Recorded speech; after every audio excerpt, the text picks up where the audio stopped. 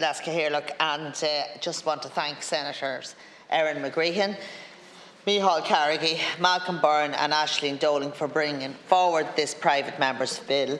And as Senator McGeehan has said, I'm pleased to inform the House that the Government is not opposing the bill. While I realise this bill does not relate directly to the situation with regard to restricted breeds, in light of the recent tragic incident in Limerick, at the outset, I wanted to extend my sympathy to the family and friends of Nicole Morey. And of course, my thoughts and prayers are with them at this terrible time.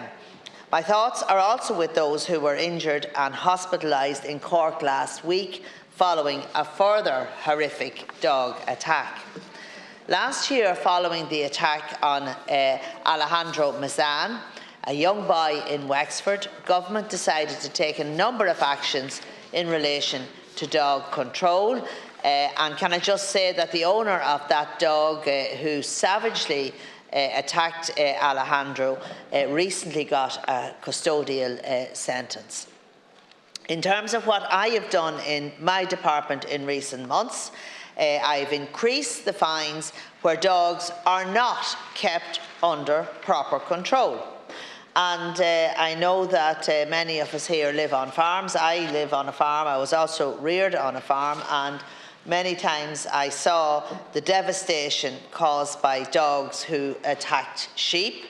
And I was just remembering, you talked about dogs being closed up. I always remembered when I was growing up, one of the last things that we did at night was to close in the dog, and that was a thing that farmers always did. There was close their dogs up at night in case they started to not stay on the property or maybe cause damage to other people's property.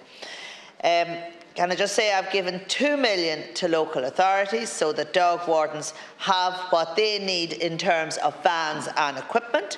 Responsibility for dog wardens lie with the local authorities and the Minister for Housing and Local Government.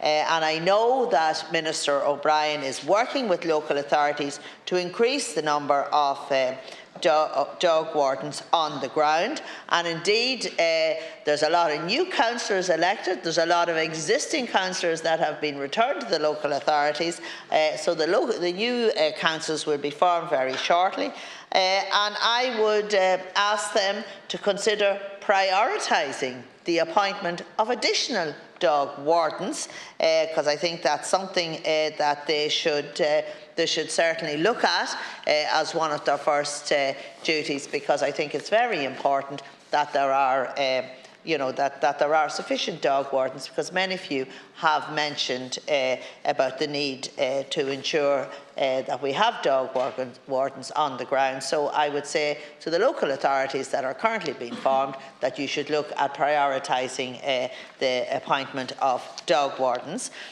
There has also been a major publicity campaign on responsible dog ownership with adverts on national media and local media in recent months, and I don't know if anybody heard them, but there's been a good few advertisements on the radio. We also have produced this very useful leaflet. It's called Responsible Dog Ownership.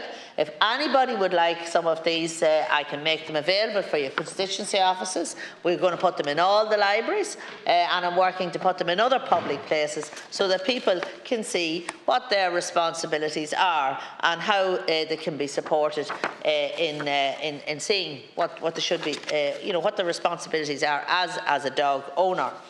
I've established a working group that's pulling together all the key players, including the vets, the local authorities, the farming representatives, including the IFA, and the Sheep Committee chairman, I think, is actually on it, the animal welfare experts, to look at what further action that we can take around strengthening policy and legislation on dog control. And in view of just how seriously I am treating this issue, I asked the former Deputy Garda Commissioner John Toomey to chair this group, And I think having a former Deputy Garda Commissioner in charge of that group sends out a very clear message about how serious I am about strengthening our dog enforcement controls. One of the key issues that I have asked the stakeholder group to prioritise is the area of restricted breeds.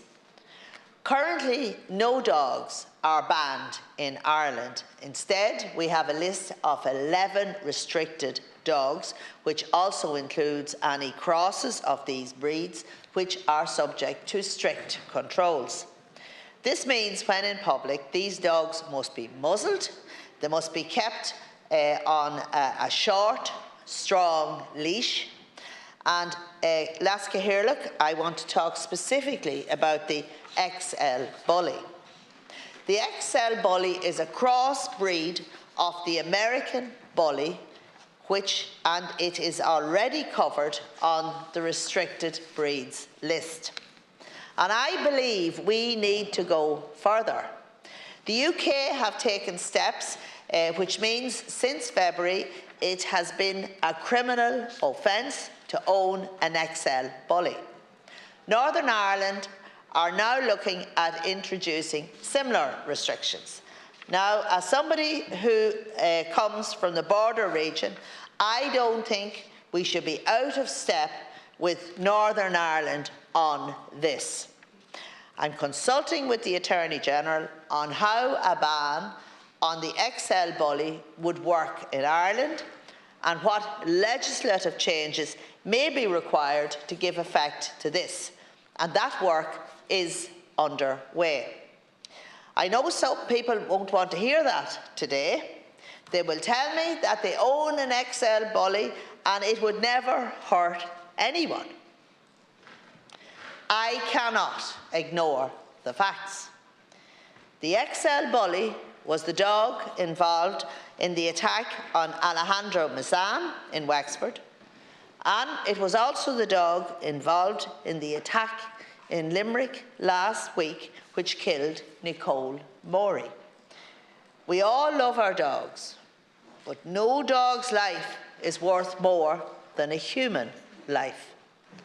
It's true that any dog can bite you, but consider the damage an XL Bully can do compared to a Jack Russell. The history of these dogs is that they are bred to be aggressive. It's in their nature. So I have asked the stakeholder group to prioritise work on the restricted breeds, and I will meet with them later this month to hear their views. We're also looking at other countries like Denmark and France who have implemented similar bans to see what we can learn from their experiences and how it is working on the ground. The ban of the XL Bully in the UK has been the subject of a judicial review, so it's very important that we get this right. Finally, I want to thank the senators for bringing forward this bill today and giving me the opportunity to discuss these very important issues. I will be asking the stakeholder group to examine this bill and consider its proposals as part of the broader package of measures that we will bring forward to strengthen our dog control legislation in Ireland. Gura maith agaibh.